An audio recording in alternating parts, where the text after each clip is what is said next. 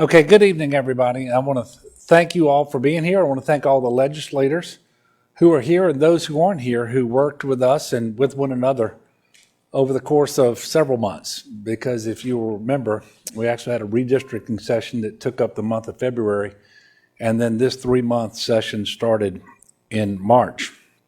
But another session's in the books, and quite frankly, I'm very happy with the way the session turned out. You don't always get everything that you want. Sometimes you get some things you don't want, but on balance, very pleased with what's happened. I've talked to you about the budget before, but I'm going to revisit that because I think that it is not just a responsible budget this year, but it is transformative in the way that it makes historic investments, how it continues our practice that we started on day one when we were $2 billion short of not using one-time money for recurring expenditures. But it is truly a transformational budget. Rick Ward had his farewell speech this morning, Senator Ward. He talked about the generational impact that our actions can have by doing good for people, especially when it comes to education. And I think that that's what this bill, I should say the money bills, do for us. Invest in education. $17 million for LA4 early childhood program, $27 million for early childhood supports and services. We know that we have too many kids who by the second grade are not reading at grade level, and they're not performing other things at grade level either. And we don't do a very good job of catching them up. The truth is, no state does a very good job of catching them up, but we have too many of our kids, more than other states, who are behind. So early childhood is so important to prevent those children from being behind in the first place. And so this is what I mean when I talk about transformational change for our state. And if we will find the will and muster the discipline to make sure that we maintain these investments for a generation, it will change our state in ways that we can hardly fathom today. Budget also includes a $1,500 pay raise for teachers, $750 for support personnel. Now, this is the 7th time that I've been governor that we have had a House Bill 1 general appropriations bill. It's the 5th time we had a pay raise for teachers. And that's the largest pay raise that we've had. And I'm very proud of that. Yeah, I think it could and should have been a little bit bigger, but at the end of the day, it's still the biggest we've had over the time that I've been governor. We also have $159.2 million for higher education in terms of a plus for their budget. That's a 12% increase. I think that's the largest year-over-year increase in our history. And what truly puts that in perspective, when you look at what was happening before I became governor, we had the largest disinvestment in higher education in the nation. And it served us very poorly. And so being able to reverse that trend and focus on our people, increase opportunity, I think is incredibly important. And by the way, we want opportunity for everybody. And so these dollars have a focus on affordability, which in addition to TOPS, includes a historic GO grant increase of $15 million, $10.5 million to fully support the state's new MJ Foster program for adult learners created last year. If we're going to reach our goal for higher education, that master plan of having 60% of our adults with a post-secondary degree or credential by 2030, you've got to reach the adults. You can't start with those people who are just now leaving high school. This is incredibly important. $31.7 million is allocated for faculty pay raises. That's the largest state-funded faculty pay raise in 15 years. And by the way, I wish it could be more. We're in a competition with other states, universities, and institutions in other states for top-flight faculty. And we want to encourage people, just like we want to encourage them to become teachers, to be faculty so that we can recruit and retain them here in Louisiana. But there's also $312.8 million in capital outlay for higher education, the largest allocation. By the way, $50 million of that is for deferred maintenance, and that's also the largest. We've also made massive investments in infrastructure, nearly $1 billion more than the state has recently invested in transportation. Some of the highlights include $22.5 million for passenger rail, $200 million for the Calcasieu River Bridge, $300 million for a new Mississippi River Bridge here in Baton Rouge, and $200 million for the I-49 South Connector. And there are lots of other projects, and then you have a considerable investment for preservation and maintenance as well. Obviously, those were all one-time dollars. But this is where we start making those really crucial investments to make sure that people know that we have our house in order. We've taken the opportunity this year to pay off $831 million in debts. That includes right at $70 million in the unfunded accrued liability of the state retirement system, $135 million into the self-insurance fund swept by the prior administration. This funding will be used to repay funds owed to FEMA. That was that problem that was caused when you were sweeping one-time money to pay recurring expenditures. We're actually having to pay some of that back now, but at least we're doing it. The second $400 million payment on the plan for the Hurricane Storm Damage Risk Reduction System non-federal match that we owe, we'll be making that second $400 million payment here very shortly, and $226 million in storm-related debt payments. All of these are incredibly important for our state, and there's more. $500 million for the Unemployment Trust Fund so that we can hopefully avoid the mandated tax increase when the September REC recognizes the fund balance that is too low per our statutes, and that is a tax increase on every employer who pays into the system. We have $120 million in surplus funding to go towards coastal restoration and protection. The 2023 annual plan for CPRA was approved unanimously. It includes $1.3 billion in investments, and it is so important that we get above the $1 billion number because that plan is predicated on a minimum of $50 billion over 50 years. And so if you're not averaging or exceeding $1 billion a year, you're not going to make it. Well, we're on track. It's the largest investment in coastal restoration and protection in the state's history. And as a result of all these changes that you've seen over the last few years and continuing in this session, Moody's recently upgraded our creditworthiness so that we actually will save money on what we have to borrow. And I'm glad that they recognize that our efforts to make sure that we are matching our expenditures with recurring revenue when they're recurring expenditures and so forth, because it is a responsible way to budget. And in fact, this year, I think the number is $277 million of recurring revenue that's being spent on non-recurring expenditures, so that we go above and beyond to make sure that we are being fiscally responsible. And I thank the legislature for working with me on that. We also made some small positive changes when it comes to insurance reform and the way renters are treated in the aftermath of disaster. I have to say I'm disappointed that we didn't enact more of the bills that were presented to the legislature because I had sessions all over the state meeting with Louisianans who were business owners and homeowners and who, because of hurricanes Laura, Delta, or Ida, had sustained damages. And their insurance companies, quite frankly, just didn't step up to the plate. They didn't get the benefit of the premium dollars they'd been paying, in many cases, for decades. So we could have done better. And now we're at the start of a new hurricane season. I just hope that and pray that history doesn't repeat itself, both in terms that we don't have another hurricane this year, and that if we do, that the insurers will treat their policyholders fairly. Overall, I am very happy with the work that was accomplished this session.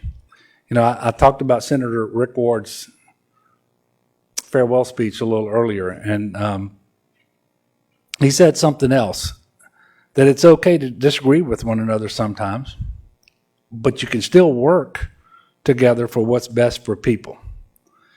And then you can still be friends when you have policy differences. Now, I'm going to say what I think we all know. That is getting harder and harder to do here in Baton Rouge. But it is still possible. And in fact, we are able to do that to a degree that you don't see in Washington. I pray we never, ever look like Washington, D.C. and the dysfunction that grips the nation's capital. The legislative process can be long and frustrating. I know that I used to be a legislator myself. And so I thank all of the legislators, and especially those who are standing with me today. We're all working for a common goal. That's to make life better for the people of Louisiana. A couple of other comments that I want to make, and then I'll take your questions. Because I suspect the first question somebody's going to ask me is about Senate Bill 44. I've allowed that bill to become law without my signature. Not because I thought the bill was good. You all know my views on it haven't changed. In the year since that bill was first put on my desk, there still hasn't been a single instance in Louisiana of a trans girl participating in sports. However, it was obvious to me after 2 years, when both the House and the Senate passed it by more than a 2/3 vote, and with conversations I had with legislators, especially this year because the scope of the bill was reduced at least slightly when they took out intramural sports, that Senate Bill 44 was going to become law whether or not I signed it or vetoed it. And I think it's unfortunate, but it is where we are. And I hope we can all get to a point soon where we realize that these young people are doing the very best that they can to survive.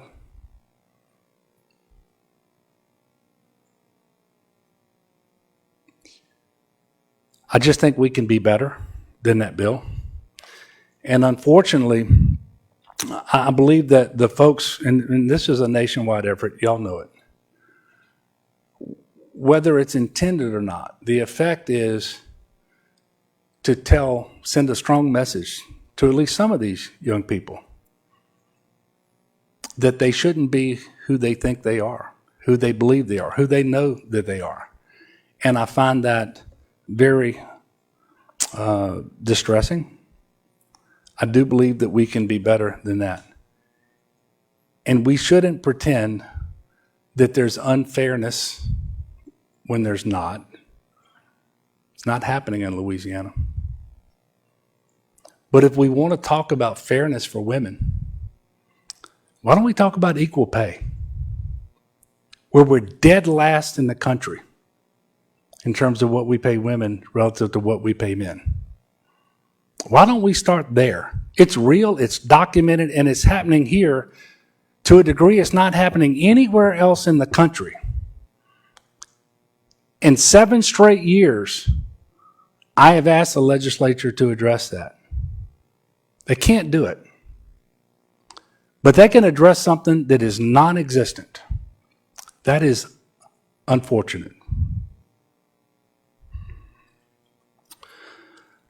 The next thing I want to talk about is the decision that came out of the Middle District of Louisiana today, which found correctly that the maps adopted by the legislature and passed over my veto in terms of our congressional redistricting to violate Section 2 of the Voting Rights Act.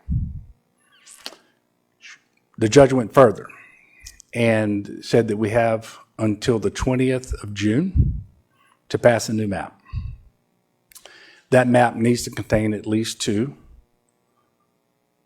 minority districts, black majority districts, which is exactly what I said to you all, which is exactly what these people behind you said. And if you just do the math from June the 20th And you know that once a call is issued, you have to have at least 7 days before you can go into that session. And it takes about 6 days or so, if everything is coordinated, to be able to pass the bill. Subtract that from June 20th, you know we're right at the doorstep. So what I can tell you is that in the next day or so, I will be issuing a call for a special session to do exactly what the Middle District of Louisiana has told us to do, what is required by Section 2 of the Voting Rights Act, but it's required by basic fairness and basic math, and that is to come in and redraw the districts. And so I'll be doing that in the next day or two, because we don't have longer than that.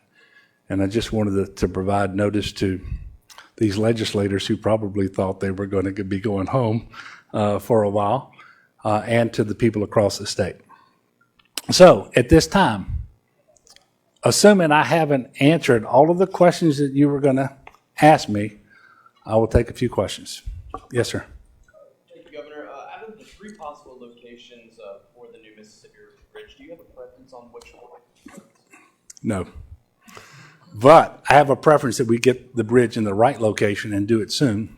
And I'm very thankful for the $300 million. That's going to allow us to compete for discretionary grant funding coming from the U.S. Department of Transportation.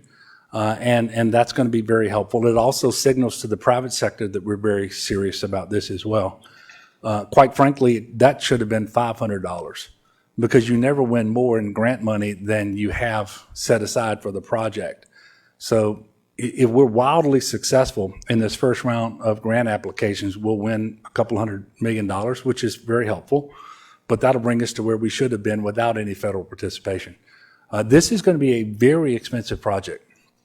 When you look at constructing the bridge and tying it into Interstate 10 on both sides of the river, it's going to be about $3 billion.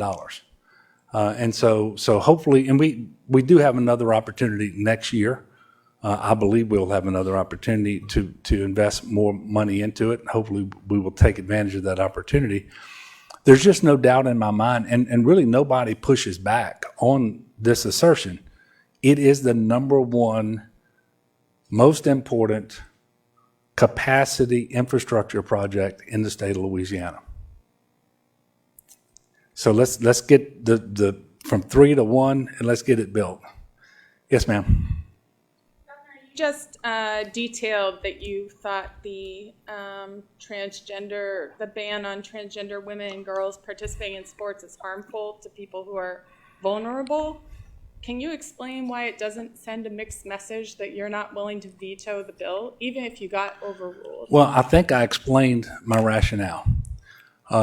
It became very clear to me after 2 years seeing the votes on both sides, and in the conversations that I had with a number of legislators, that bill was going to become law, regardless of what I did. And I think acknowledging that reality is important, but at the same time, the way I feel about the bill hasn't changed. What I say about the bill hasn't changed. I'm hopeful that we can take that off the table and then now start to focus on other things. Do you not think it would have sent a message to people who feel like this bill is going to harm them to have the highest elected official in the state say that he didn't approve I hope the bill? the people who might feel that way receive the message that I just sent out. Yes, sir.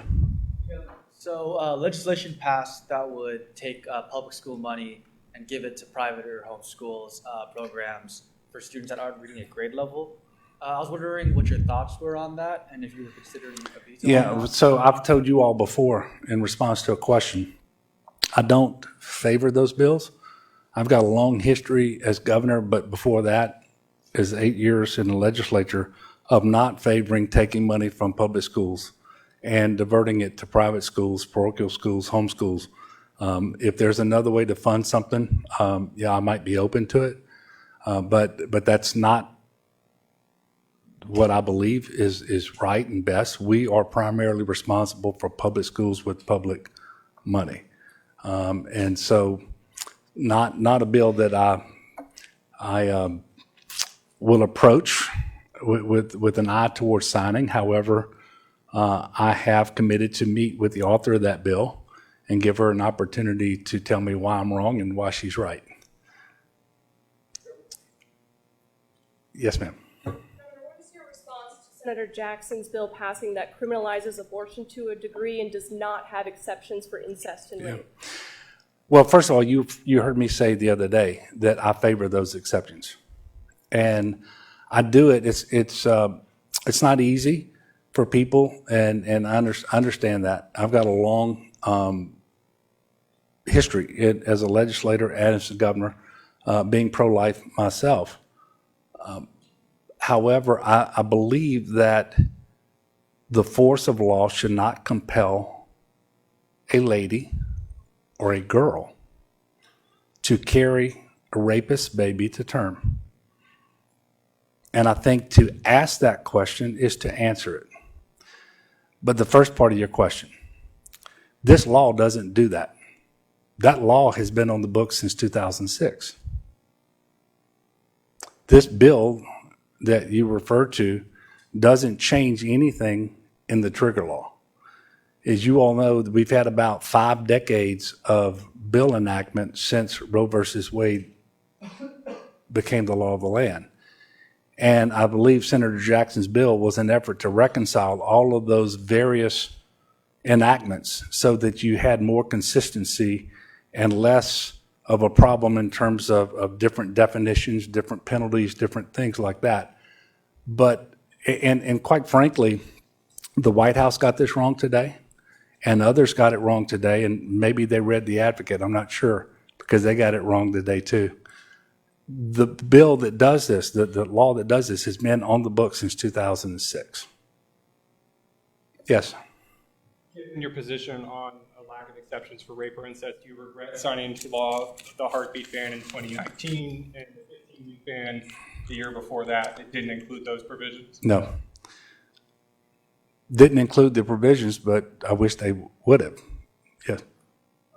Governor, does your comment about Sharon Hewitt's bill also apply to Rhonda Butler's bill because of what you said about the concept of moving money out of public schools? Well, that's my approach when I look at the bill. You know, if you've been paying attention over the last few days, literally hundreds of bills, and many of them with significant amendments at the very end of the process, are now coming up to the fourth floor. And so it is a painstaking, long process to pull those bills out and look at them each individually, which is what we do, which is one of the reasons why I almost never signal to you what I'm going to do with the bill before I actually get it up here, because I need to be able to read it and see what amendments are on it, what I thought may have been in it that isn't, and vice versa. So I don't have a comment on Representative Butler's bill. But just know that generally speaking, I do not favor taking public dollars out of public schools and sending them to education that is not public. And this is, I've been very consistent on this. This goes back to my opposition as a member of the House of Representatives to the voucher bills, for example. Yes. 2016, you had mentioned you had wanted to see a modest increase in minimum wage.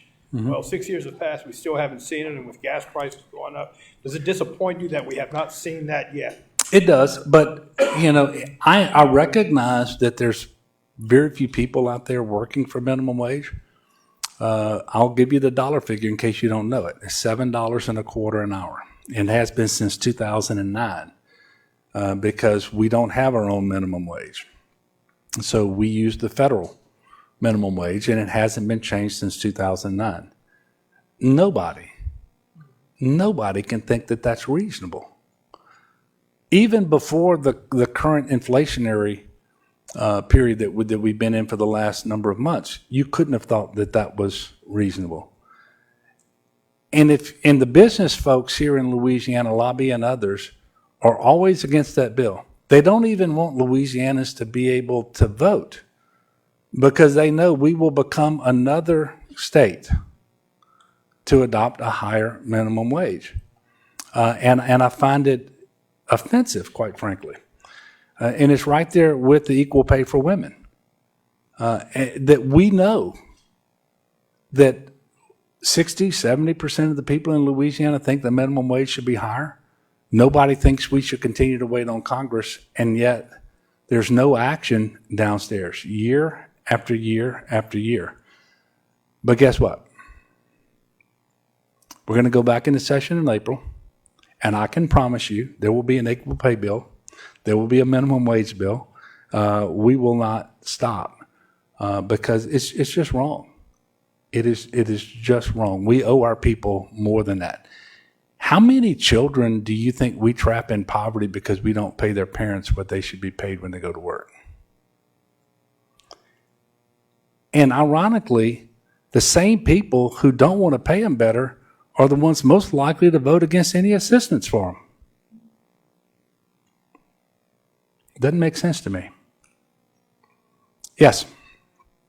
We heard about 30 instruments relating to vaccinations, most of which failed.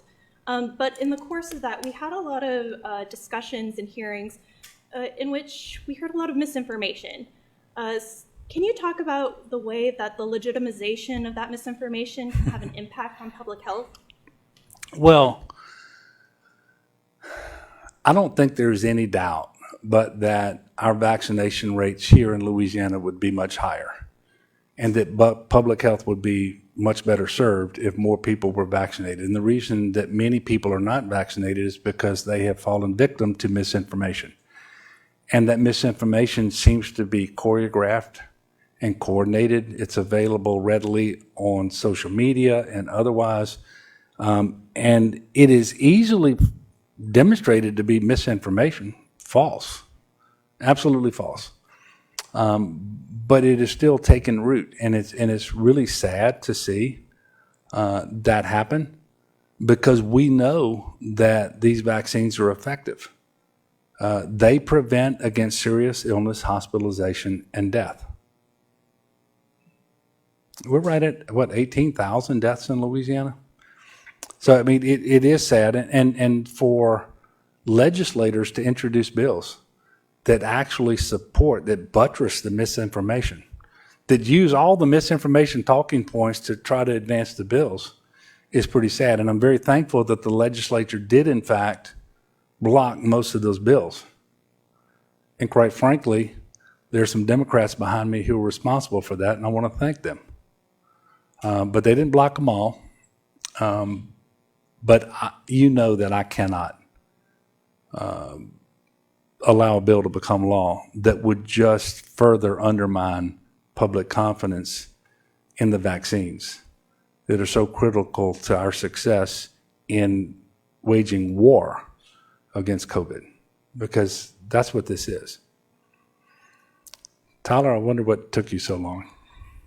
There are going to be people who say you actually didn't have a very good session, that all this investment that you're touting is thanks to money from Washington and the post-pandemic recovery, and that you were not able to pass any major policy prescriptions. What would you say to those people?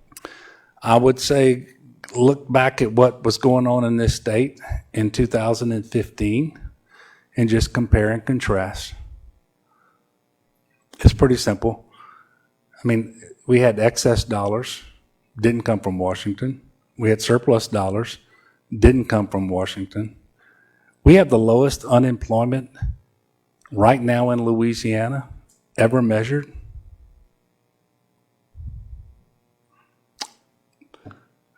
So that's my answer. Last one. Yes, sir. You mentioned the other day you think there's some sort of middle ground to be found on gun control and some legislation to make our schools safer. Why is there no momentum either or calls from you or from the legislature to call a special session and pass laws related to gun control or school safety or something that can address these school shootings and mass shootings that keep happening? Well, first of all, we're busy fighting bills that would allow folks without a background check without any training to carry concealed firearms without a permit. That'll tell you where we are in Louisiana, but we're successful on that front. I do believe that we need to look in things like expanding background checks. I don't know that there should be any commercial purchases of firearms, whether they happen at a typical retail establishment, whether they're online, whether they're at a gun show. They ought to all have to have a background check. And then I think we have to look at red flag laws. How do we take guns from people who have demonstrated that they are a serious risk of harm to themselves and others? And there are some other states who really do that extremely well. And that's where we have to look, because if it is true, as so many claim, that guns don't kill people, people kill people, maybe we ought to make sure that the wrong people don't have guns. You do that with background checks and red flag laws. And so I do believe that that is what we ought to be about here in Louisiana. We certainly shouldn't be allowing everybody to carry a concealed weapon. And I get sort of amused at times, but it really isn't amusing when you think about it, that they say this is constitutional carry. If they thought they had a constitutional right for this, they wouldn't be in this building, they'd be in the courts. Nobody believes that there's a constitutional right for that. And I believe in public safety, and I believe in following law enforcement's wishes on that. Those are our everyday heroes, those men and women who are out there patrolling the streets and the highways, enforcing the laws, and they know that their job becomes exponentially harder and more dangerous if everybody they come in contact with is likely to have a weapon. And the second thing I'm going to say about that, and then I may or may not take another question, is it's perplexing to me that you all know that I have had a long history here in Baton Rouge. And at no point has the National Rifle Association even endorsed against me. And I've always answered their questionnaires that I do not favor removing the permit requirement for concealed carry. And yet, all of a sudden, they changed their position on that issue, and they start telling people that I'm an enemy of the Second Amendment. And I point that out just to illustrate just how ridiculous things have gotten, how extreme things have gotten. I've not changed my position. The NRA changed its position, and all of a sudden, I'm an enemy of the NRA because of that one issue. I'm sorry, enemy of the Second Amendment because of that one issue. And it's just another example of how we've got to get away from all of this extremism. It is not serving us well. Sam, you get the last question.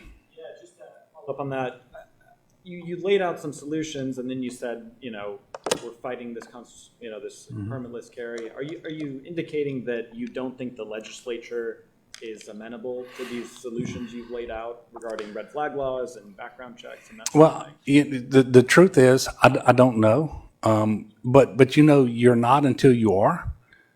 How many Buffaloes do there have to be? How many Uvaldes do there have to be? How much gun violence does there have to be here in Louisiana before things change? And so, we'll have more sessions coming up.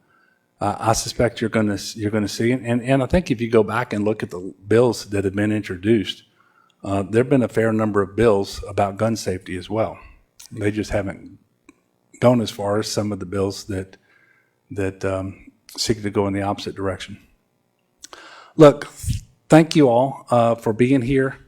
And I'll use Tyler's question to close this out. This has been a great session for the state of Louisiana. And I am excited about where we are. I'm optimist by nature. You all know that. But when I look at where we are relative to where we were when I became governor, there is a world of difference. And it's happened because we have worked together on these critical things. And if there is one thing that we need to be very diligent about, very disciplined about, it is investing in education so that more people have opportunity. That is the mortal enemy of all of the ills that plague this state and plague other states, by the way. And so with record investments in education, I can't help but be pleased and optimistic about our future. Thank you all. Stay tuned. You may see a call for a special session here pretty shortly. Thank you all, and God bless.